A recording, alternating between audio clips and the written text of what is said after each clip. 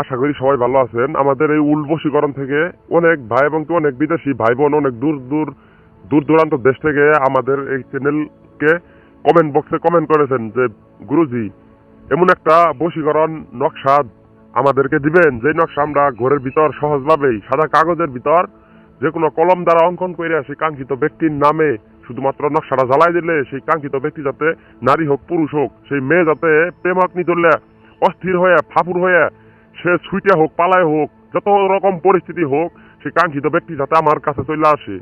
এই বশীভূতটা ওই ব্যক্তি করতে পারবেন যে ব্যক্তি একজন মানুষকে খুব ভাবে মানে জায়েজ ভাবে খুব ভালোবাসে অথবা মহব্বত করতে চায় বা মহব্বত পয়দা করতে চায়, কিন্তু সেই নারী সেই পুরুষ সেই নারী তাকে বুঝে না অথবা তাকে অ্যাভয়েড করে তার কথা শুনে না, তার বাধ্য হয় না।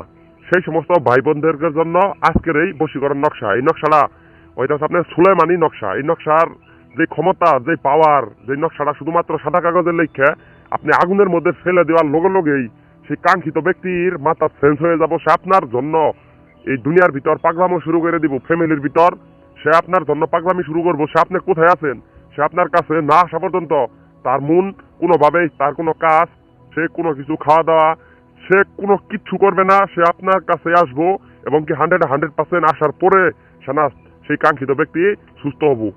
এই বশীকরণটা এই জন্য আমি বলতেছি আমাদের ভাই বোনদেরকে কেউ নাজায়েজ উদ্দেশ্যে ব্যবহার করবেন না।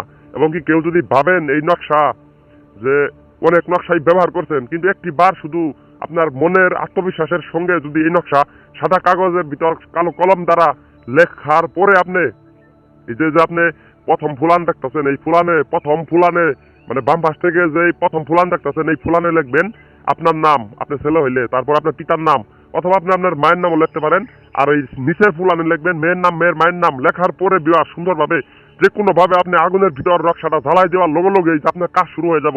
সেই কাঙ্ক্ষিত ব্যক্তি যেই জায়গায় থাকুক সে আপনার লগে মিনিটের ভিতর যোগাযোগ করবো এবং কি তার মন পরিবর্তন হয়ে যাব।